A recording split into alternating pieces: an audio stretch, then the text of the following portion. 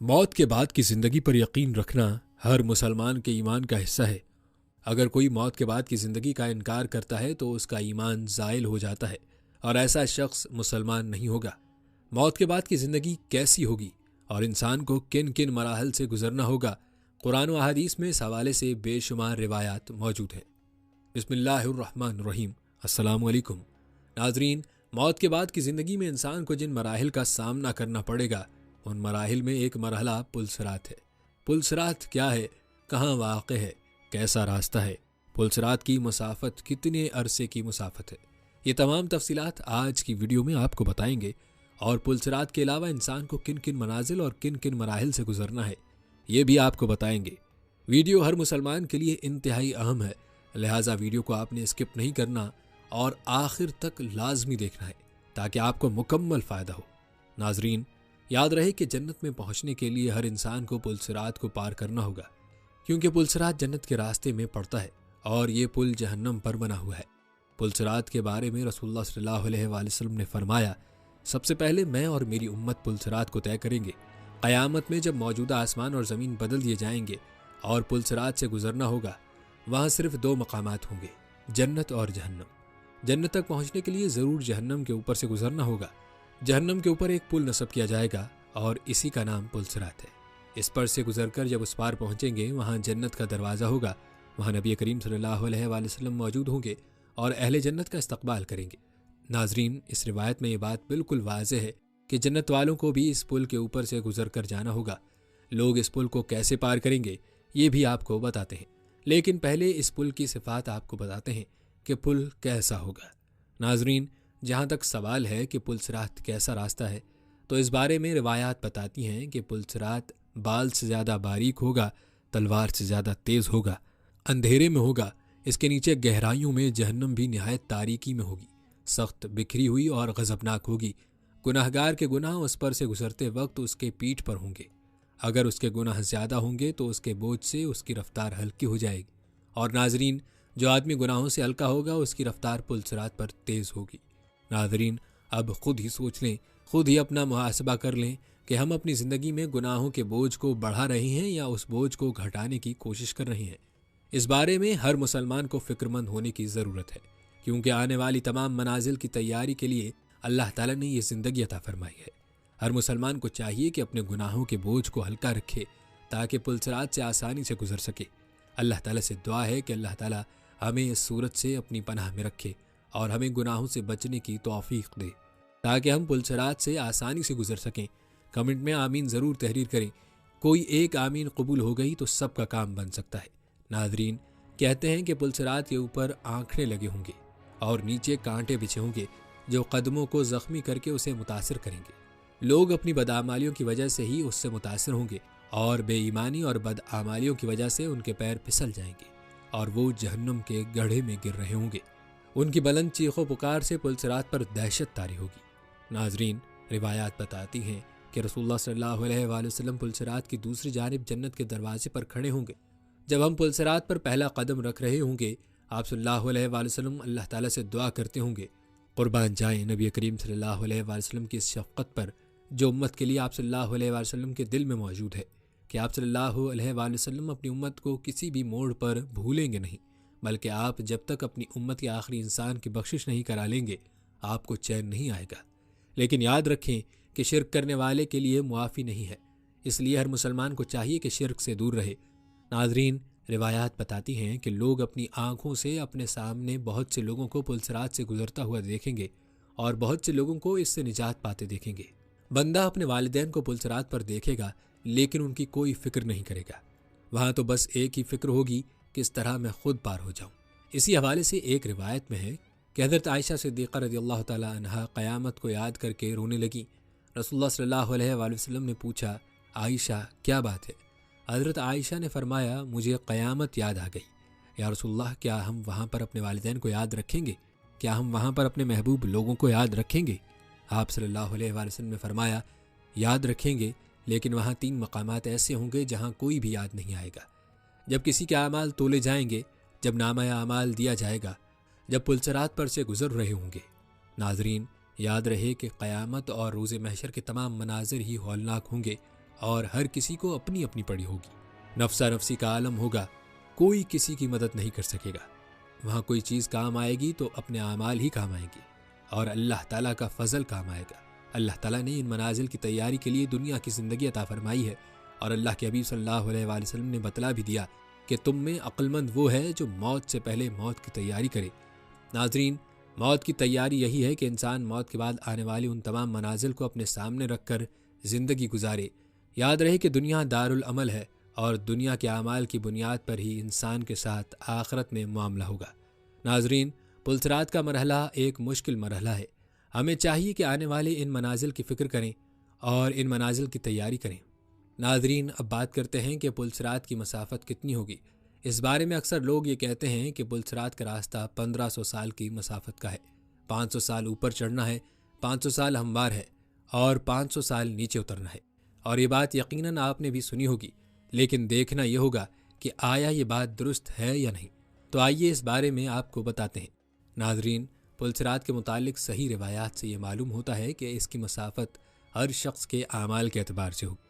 جس کا ایمان جتنا زیادہ پختہ اور مضبوط ہوگا، اس کے لیے اس کی مسافت اتنی ہی کم ہوگی، اور جس کا جتنا زیادہ ناقص ہوگا، اس کے لیے اس کی مسافت اتنی ہی زیادہ ہوگی۔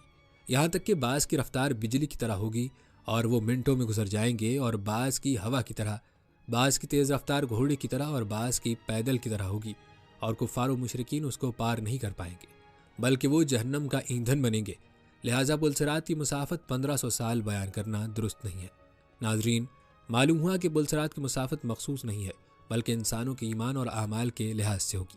البتہ کچھ روایات ایسی بھی ملتی ہیں کہ جن میں پلسرات کی مسافت کا عرصہ بیان ہوا ہے۔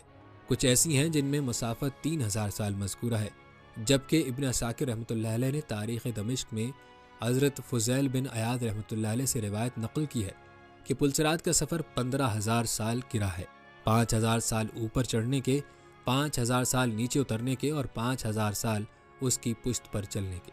اس پر سے وہ گزر سکے گا جو خوف خدا کے باعث ناتواں و کمزور ہوگا، یعنی جس کے گناہوں کا بوجھ ہلکا ہوگا۔ ناظرین، پلسرات کے حوالے سے صحیح مسلم ہے۔ ترجمہ حضرت ابو سعید خدری رضی اللہ تعالیٰ عنہ سے مروی ہے کہ رسول اللہ صلی اللہ علیہ وآلہ وسلم سے دریافت کیا گیا کہ یا رسول اللہ، پل کیسا ہوگا؟ آپ صلی اللہ علیہ وآلہ وسلم نے فرمایا، ایک پھسلنے کا مقام ہوگا، وہاں آنکڑے ہوں گے، اور کانٹے جیسے نجد میں ایک کانٹا پایا جاتا ہے جس کو سادان کہتے ہیں، یعنی ٹیڑھے سر والا۔ مومن اس پر سے گزریں گے، بعض پلک جھپکنے کی سی تیز رفتار میں، بعض بجلی کی طرح، بعض پرندے کی مانند، بعض تیز گھوڑوں کی طرح، بعض اونٹوں کی طرح، اور بعض بالکل جہنم سے بچ کر پار ہو جائیں گے، اور بعض کچھ صدمہ اٹھائیں گے لیکن پار ہو جائیں گے، اور بعض صدمہ اٹھا کر جہنم میں گر جائیں گے۔ اسی طرح حضرت ابو سعید رضی اللہ تعالیٰ عنہ فرماتے ہیں کہ مجھے یہ حدیث پہنچی کہ پل بال سے زیادہ باریک ہوگا اور تلوار سے زیادہ تیز ہوگا۔ ناظرین، اب بات کرتے ہیں کہ پلسرات سے گزرنے والے جنتیوں پر کیا انعامات ہوں گے۔ اس حوالے سے حضرت سیدنا قاب الاخبار رضی اللہ تعالیٰ عنہ نے سورہ مریم کی یہ آیت تلاوت کی۔ ترجمہ، پھر فرمایا، تم جانتے ہو کہ دوزخ پر لوگوں کا گزر کس طرح ہوگا؟ پھر خود ہی فرمانے لگے، جہنم لوگوں پر ایسے ظاہر ہوگا گویا چربی کی تہ جمی ہے۔ جب نیک و بد کے قدم اس پر جم جائیں گے تو ایک منادی ندا دے گا، اے جہنم اپنے اصحاب پکڑ لے اور میرے اصحاب چھوڑ دے۔ پھر جہنم میں جانے والے اس میں گرنے لگیں گے، وہ انہیں اس طرح پہچان لے گا جیسے کوئی باپ اپنے بیٹے کو پہچانتا ہے، اور مومن اسے اس طرح پار کر لیں گے کہ ان کے کپڑوں پر کوئی نشان نہیں ہوگا۔ ناظرین، جنتیوں پر یہ انعام بھی ہوگا کہ انہیں جہنم کی ہلکی سی آواز بھی سنائی نہیں دے گی، جیسا کہ اللہ تعالیٰ ارشاد فرماتا ہے، وہ اس کی ہلکی سی آواز بھی نہ سنیں گے، اور وہ اپنی دل پسند نعمتوں میں ہمیشہ رہیں گے۔ ناظرین، کہتے ہیں حضرت سیدنا حسن بصری رحمۃ اللہ علیہ نے ایک شخص کو دیکھا کہ وہ ہنس رہا ہے۔ فرمایا، اے جوان، کیا تو پلسرات سے گزر چکا ہے؟ عرض کی نہیں۔ پھر فرمایا، کیا یہ جانتا ہے کہ تو جنت میں جائے گا یا دوزخ میں؟ عرض کی نہیں۔ فرمایا، پھر تیرا یہ ہنسنا کیسا ہے؟ یعنی جب ایسی مشکلات تیرے سامنے ہیں اور تجھے اپنی نجات کا بھی علم نہیں تو پھر کس خوشی پر ہنس رہا ہے؟ اس کے بعد کسی نے کبھی بھی اس نوجوان کو ہنستے ہوئے نہیں دیکھا۔ اسی طرح حضرت سیدنا عبداللہ بن مسعود رضی اللہ تعالیٰ عنہ فرماتے ہیں کہ تعجب ہے اس ہنسنے والے پر جس کے پیچھے جہنم ہے، اور حیرت ہے اس خوشی منانے والے پر جس کے پیچھے موت ہے۔ لیکن افسوس ہے کہ آج ہم اس طرح کی سینکڑوں احادیث سنتے ہیں لیکن ہمارے اوپر کچھ اثر نہیں ہوتا۔ ناظرین، ہمیں آنے والی ان منازل سے غافل نہیں ہونا چاہیے، بلکہ ہمیں چاہیے کہ آخرت کی ان منازل کو سامنے رکھ کر زندگی بسر کریں۔ ایک روایت میں نبی پاک صلی اللہ علیہ وآلہ وسلم نے فرمایا، پل صراط پل مومنین کا شعار ہوگا، رب سلم، یعنی یا اللہ ہمیں سلامتی کے ساتھ گزار۔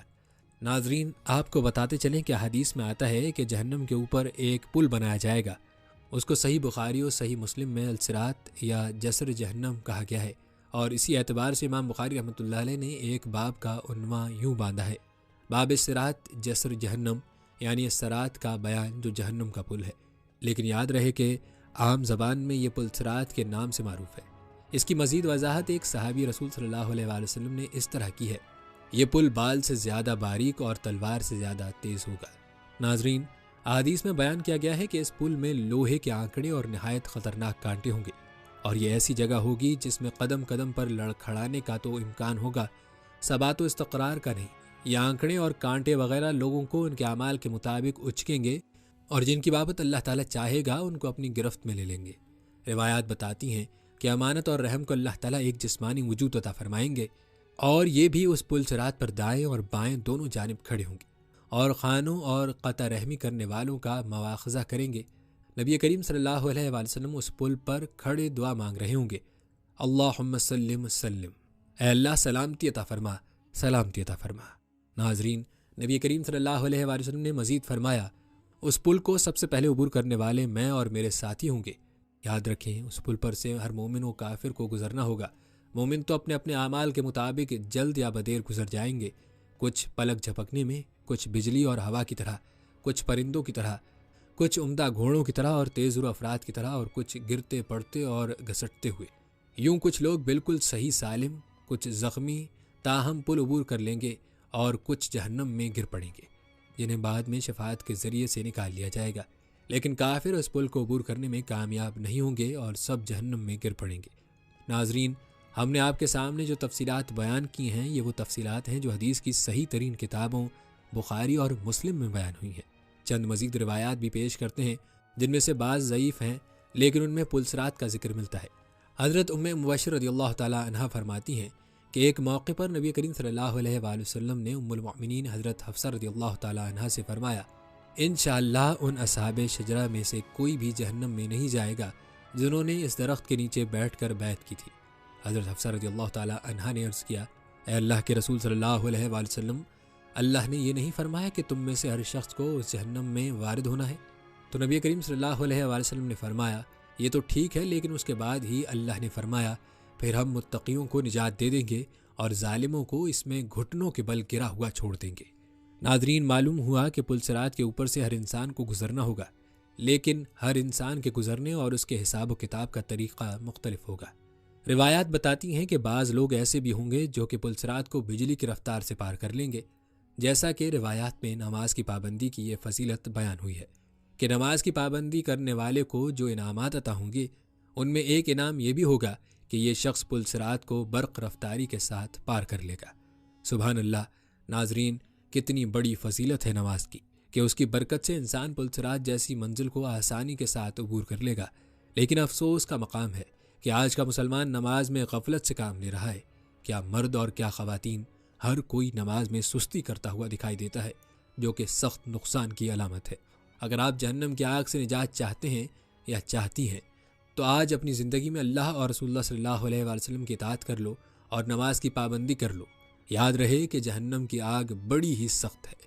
اس آگ کے بارے میں رسول اللہ صلی اللہ علیہ وآلہ وسلم نے خبر دی ہے کہ میں نے یہ آگ دیکھی ہے، جہنم کی آگ، دہکتی ہوئی، بھڑکتی ہوئی، شعلے اگلتی ہوئی اور جسم و جاں سے چمٹ جانے والی آگ ہے۔ دنیا کی آگ سے 69 درجے زیادہ گرم، اور اس میں داخل ہونے والوں کے لیے آگ کے لباس ہیں، آگ کے بستر ہیں، آگ کے سائباں ہیں، آگ کی چھتریاں ہیں، آگ کی بھاری بیڑیاں اور آگ کی بوجھل زنجیریں ہیں، آگ میں تپائے اور دہکائے ہوئے لوہے کے کروڑوں ٹن وزنی ہتھوڑے اور گرز ہیں، آگ میں تپائی ہوئی تختیاں ہیں۔ اس آگ میں پیدا ہونے والے زہریلے سانپ اونٹوں کے برابر، اس آگ میں پیدا ہونے والے زہریلے بچھو خچروں کے برابر، اس آگ میں پیدا ہونے والا زہریلا کانٹے دار تھوہر کا درخت کھانے کے لیے اور کھولتا ہوا پانی بدبودار زہریلی پیپ اور خون پینے کے لیے۔ ناظرین، جہنم بہت ہی بری قیام گاہ ہے، بہت ہی برا مسکن اور بہت ہی برا ٹھکانہ ہے، جسے اللہ تعالیٰ نے کافروں، مشرکوں، فاسقوں، فاجروں اور منافقوں کے لیے تیار کر رکھا ہے۔ جہنم سے بچنے کا راستہ اللہ تعالیٰ نے اپنے نبی کے ذریعے اور قرآن کے ذریعے بتلا دیا ہے۔ اب یہ ہر انسان پر منحصر ہے کہ وہ اللہ اور اس کے رسول صلی اللہ علیہ وآلہ وسلم کی اتباع کر کے خود کو جہنم سے بچاتا ہے، یا پھر اللہ اور رسول اللہ صلی اللہ علیہ وآلہ وسلم کی نافرمانیاں کر کے خود کو جہنم کی آگ میں خود ہی جھونکتا ہے۔ اللہ تعالیٰ سے دعا ہے کہ اللہ تعالیٰ ہماری جہنم کی آگ سے حفاظت فرمائے اور ہمیں پلسرات سے برق رفتاری کے ساتھ پار فرمائے، آمین یا رب العالمین۔ ناظرین، یاد رکھیں، پلسرات تو آنے والی منازل اور مراحل کا ایک مرحلہ ہے، ورنہ موت کے ساتھ ہی انسان کو آنے والی زندگی کا سامنا ہوگا اور قیامت تک انسان کو قبر میں رہنا ہوگا۔ یہ زمانہ عالم برزخ کہلاتا ہے، جو موت سے لے کر قیامت تک کا زمانہ ہے۔ موت کے بعد قبر میں انسان سے جو 3 سوال کیے جائیں گے، یہیں سے انسان کا فیصلہ ہو جائے گا اور اسی فیصلے کے مطابق اس کی برزخ کی زندگی ہوگی۔ البتہ روز محشر، جس کو حساب کتاب کا دن بھی کہا جاتا ہے، تمام مردوں کو دوبارہ زندہ کیا جائے گا اور رب تعالیٰ کی عدالت لگے گی، جس میں تمام انسانوں کو ان کے اعمال نامے دیے جائیں گے۔ ناظرین، قیامت کا دن، جسے محشر کا دن بھی کہا جاتا ہے اور حساب کتاب کا دن بھی کہا جاتا ہے، یہ دن کیسا ہولناک ہوگا، آئیے مختصر سا نقشہ آپ کے لیے پیش کرتے ہیں۔ ناظرین، قرآن پاک کی سورہ تکویر میں اللہ تعالیٰ نے قیامت کے دن کی منظر کشی یوں فرمائی ہے، بسم اللہ الرحمن الرحیم۔ ترجمہ: جب سورج لپیٹ دیا جائے گا اور جب تارے بکھر جائیں گے اور جب پہاڑ چلائے جائیں گے اور جب 10 مہینے کی حاملہ اونٹنیاں اپنے حال پر چھوڑ دی جائیں گی اور جب جنگلی جانور سمیٹ کر اکٹھے کر دیے جائیں گے اور جب سمندر بھڑکا دیے جائیں گے اور جانیں جسموں سے جوڑ دی جائیں گی اور جب زندہ گاڑی ہوئی لڑکی سے پوچھا جائے گا کہ وہ کس قصور میں ماری گئی اور جب اعمال نامے کھولے جائیں گے اور جب آسمان کا پردہ ہٹا دیا جائے گا اور جب جہنم دہکائی جائے گی اور جب جنت قریب لائی جائے گی، اس وقت ہر شخص کو معلوم ہو جائے گا کہ وہ کیا لے کر آیا ہے۔ ناظرین، ان آیات کو سن کر یوں محسوس ہوتا ہے کہ ارض و سما، انس و حیوان، خورد و کلاں، جنت و دوزخ، سب پر خوف و دہشت کا عالم طاری ہوگا اور سب کے سب گھبراہٹ اور انتظار میں ہوں گے کہ دیکھیے انجام کیا ہونے والا ہے۔ اس تذکرے سے مظاہر فطرت کے مناظر نگاہوں کے سامنے نمودار ہوتے ہیں اور ماحول کی ہولناکی پوری فضا میں ہیجان و ارتعاش پیدا کر دیتی ہے۔ سورہ واقعہ میں اللہ تعالیٰ اس دن کے بارے میں فرماتے ہیں، ترجمہ: جب وہ ہونے والا واقعہ پیش آ جائے گا تو کوئی اس کے وقوع کو جھٹلانے والا نہ ہوگا، وہ تہ و بالا کر دینے والی آفت ہوگی۔ زمین اس وقت ایک ہی بار میں ہلا ڈالی جائے گی اور پہاڑ اس طرح ریزہ ریزہ کر دیے جائیں گے کہ پراگندہ غبار بن کر رہ جائیں گے۔ پیارے ناظرین، قیامت کے روز خوف و دہشت کے مارے انسان ایسا حواس باختہ ہوگا کہ اسے کسی کی سدھ نہ رہے گی، حتیٰ کہ اسے اپنے ماں باپ اور اپنے اہل و عیال تک بھول جائیں گے۔ ناظرین، قرآن نے اس کیفیت کی ایسی عکاسی کی ہے کہ دیکھ کر قلب و روح پر خوف طاری ہو جاتا ہے، جیسا کہ سورہ عبسہ میں ارشاد ہے، اس روز آدمی اپنے بھائی اور اپنی ماں اور اپنے باپ اور اپنی بیوی اور اپنی اولاد سے بھاگے گا۔ ان میں سے ہر شخص پر اس دن ایسا وقت آ پڑے گا کہ اسے اپنے سوا کسی کا ہوش نہ ہوگا۔ ناظرین، اسی دن کے بارے میں اللہ تعالیٰ نے انسانیت کو مخاطب کر کے فرمایا، لوگوں، اپنے رب کے غضب سے بچو۔ حقیقت یہ ہے کہ قیامت کا زلزلہ بڑی ہولناک چیز ہے۔ جس روز تم اسے دیکھو گے، حال یہ ہوگا کہ ہر دودھ پلانے والی اپنے دودھ پیتے بچے سے غافل ہو جائے گی، ہر حاملہ کا حمل گر جائے گا اور لوگ تم کو مدہوش نظر آئیں گے، حالانکہ وہ نشے میں نہ ہوں گے، بلکہ اللہ کا عذاب ہی کچھ ایسا سخت ہوگا۔ ناظرین، ذرا اس منظر پر غور کریں کہ ماں کے دل میں اپنی گود میں موجود بچے کی کتنی محبت ہوتی ہے۔ وہ اس کے رونے پر پریشان ہو جاتی ہے، اس کو ایک پل کے لیے اپنے سے دور کرنے کو گوارا نہیں کرتی، لیکن قیامت کے منظر کے بارے میں فرمایا کہ ایسا ہولناک منظر ہوگا کہ خوف کے مارے ماں اپنے دودھ پیتے بچے سے بھی غافل ہو جائے گی۔ اب خود ہی سوچ لیں کہ یہ منظر کیسا خوفناک اور ہولناک منظر ہوگا۔ ناظرین، اس دن جب زندگی کا پورا کارنامہ کھلی کتاب کی طرح ہر شخص کے سامنے رکھ دیا جائے گا اور اتمام حجت کے طور پر انبیاء کی شہادت ہو جائے گی، تو خدا کے نافرمان سرکش و باغی یہ حسرت کریں گے کہ کاش زمین پھٹ جائے اور وہ اس میں دھس جائیں۔ اسی بات کو قرآن پاک نے یوں بیان کیا ہے، پھر سوچو کہ اس وقت یہ کیا کریں گے جب ہم ہر امت میں سے ایک گواہ لائیں گے اور ان لوگوں پر تمہیں یعنی محمد صلی اللہ علیہ وآلہ وسلم کو گواہ کی حیثیت سے کھڑا کریں گے۔ اس وقت وہ سب لوگ جنہوں نے رسول اللہ صلی اللہ علیہ وآلہ وسلم کی بات نہ مانی اور اس کی نافرمانی کرتے رہے تمنا کریں گے کہ کاش زمین پھٹ جائے اور وہ اس میں سما جائے۔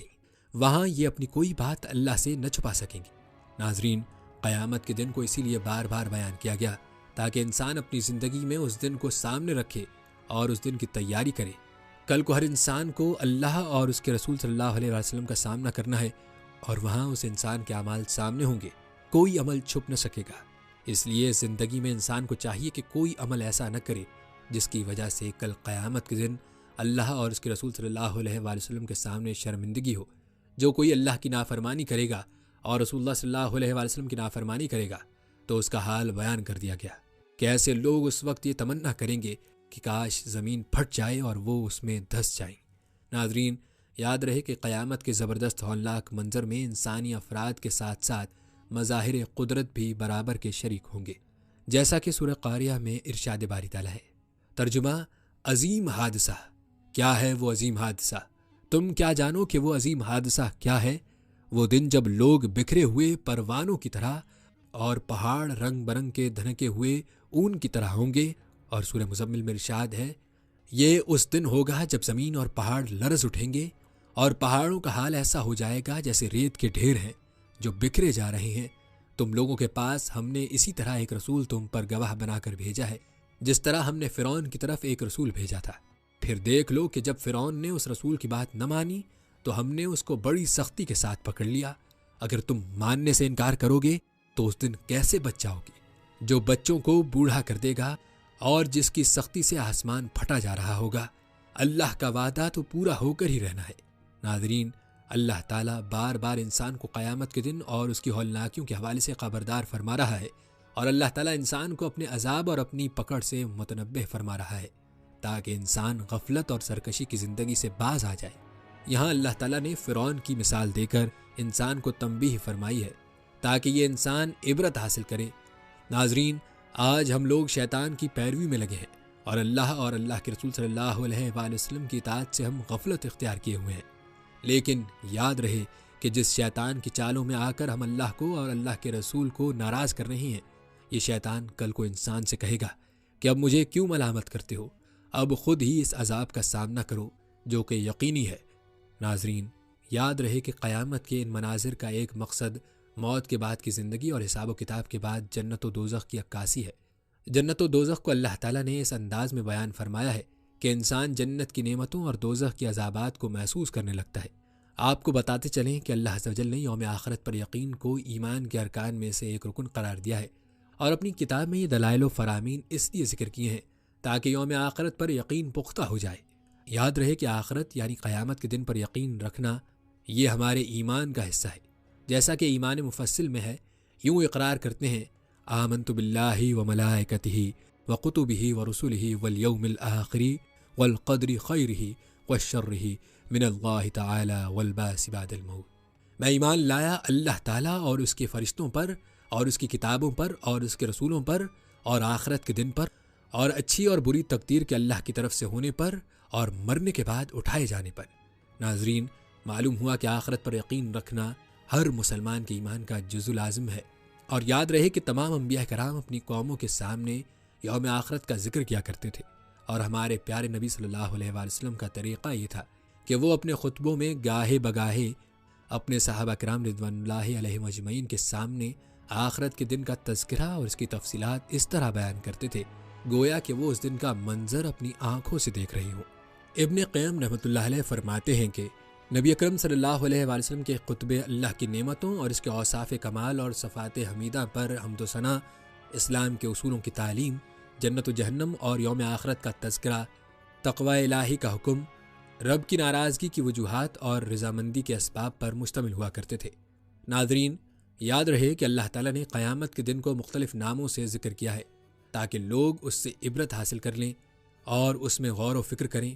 قیامت کے دن کے ناموں میں سے کچھ یہ ہیں: یوم الدین، بدلے کا دن، یوم الفصل، فیصلے کا دن، یوم الحساب، حساب کا دن، یوم الحسرہ، حسرت کا دن، یوم الجمع، سب کے جمع و اکٹھے ہونے کا دن، یوم البعث، دوبارہ اٹھائے جانے کا دن، ناظرین، یاد رہے کہ جب اللہ تعالیٰ قیامت قائم کرنے کا فیصلہ کرے گا تو اسرافیل علیہ السلام کو حکم دے گا، پھر وہ سور میں پھونک ماریں گے جس سے بندوں کی روحیں اڑتے ہوئے آ کر ان کے جسموں میں لوٹ آئیں گی، جیسا کہ سورہ یاسین میں ارشاد باری تعالیٰ ہے۔